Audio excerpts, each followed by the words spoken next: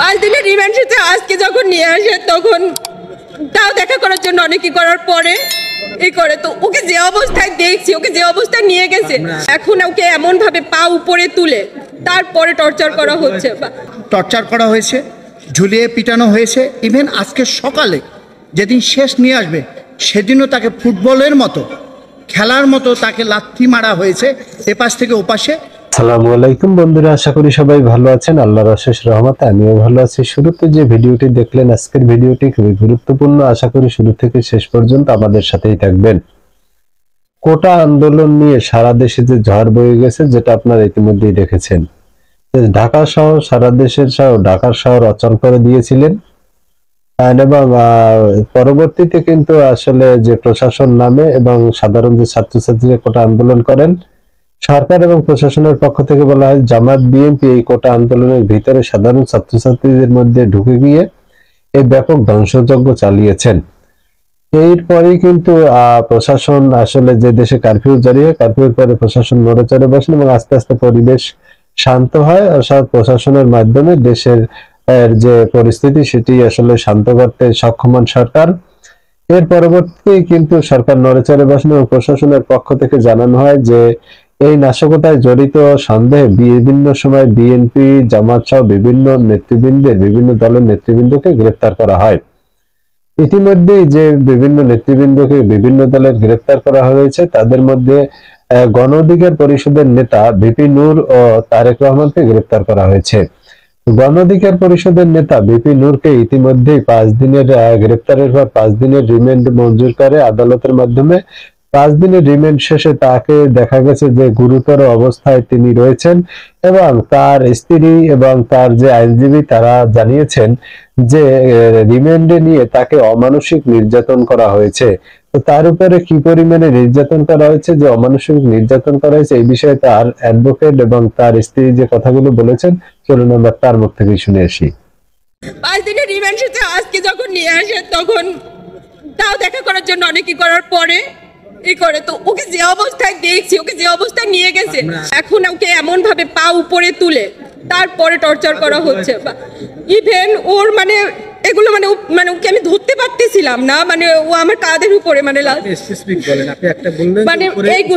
উপরে তুলে তারপরে ওকে পা বেঁধে উপরে প্রচন্ড টর্চার করা হয়েছে, ঝুলিয়ে পিটানো হয়েছে। ইভেন আজকে সকালে যেদিন শেষ নিয়ে আসবে সেদিনও তাকে ফুটবলের মতো খেলার মতো তাকে লাথি মারা হয়েছে এপাশ থেকে ওপাশে। তাদের অভিযোগ একটা, অ্যাকর্ডিং টু নূর, যেটা উনি আমাকে বলেছেন, সেটা হলো উনি কেন নির্বাচনে যাননি। তাকে অনেক ছাড় হয়েছে, বিগত 5 বছরে তাকে কিছু করা হয়নি। যেহেতু নির্বাচনে যায়নি, এখন সে বুঝবে রাজনীতি কাহাকে বলে।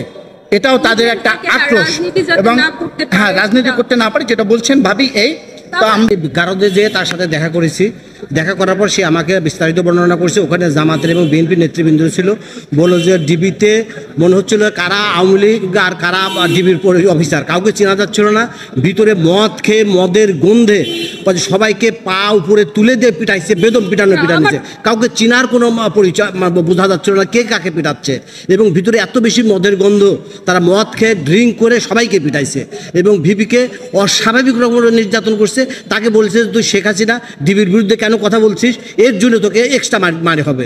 এইভাবে তাকে ক্রমান্বয়ে প্রত্যেকটা অফিসার এসে, কিন্তু অফিসারদেরকে সে কাউকে চিনতে পারে নাই, কাউকে চেনার মতো পরিবেশ নেই, সবাই তাকে নির্বিচারভাবে তাকে অত্যাচার করছে এবং মারপিট করছে। কিন্তু নিয়ম অনুযায়ী, আইন অনুযায়ী কোর্ট থেকে একজন আসামিকে রিমান্ডের সময় যেভাবে নেবে, যারা রিমান্ডে নেবে তাদের উচিত ঠিক সেই অবস্থায় কোর্টকে বুঝিয়ে দেওয়া। আর শুধু একটাই আপনাদের মাধ্যমে বলতে চাই যে ওর উপরে টর্চারটা বন্ধ করা হোক। আমার বলছে সবাইকে জানাতে বলছে যে ওর উপরে যেটা এটা যেন ওর উপরে টর্চারটা যেন বন্ধ হয়। বলি টর্চারটা আপনি স্পেসিফিক জানতে চেয়েছেন কিনা, কোথায় টর্চার হয়েছে, উনি যে হাঁটতে পারছেন না কোন জায়গাতে, আপনাকে ওর এই হাতগুলো এগুলা ওর আমি দেখছি টি শার্ট কি করে ইভেন এইটা আমি মানে করতে এগুলো মানে পায়ের নিচে না, শুধু পায়ের উপরের দিকটা, থাইয়ের উপরে, মানে আমরা এটাকে কি বলি,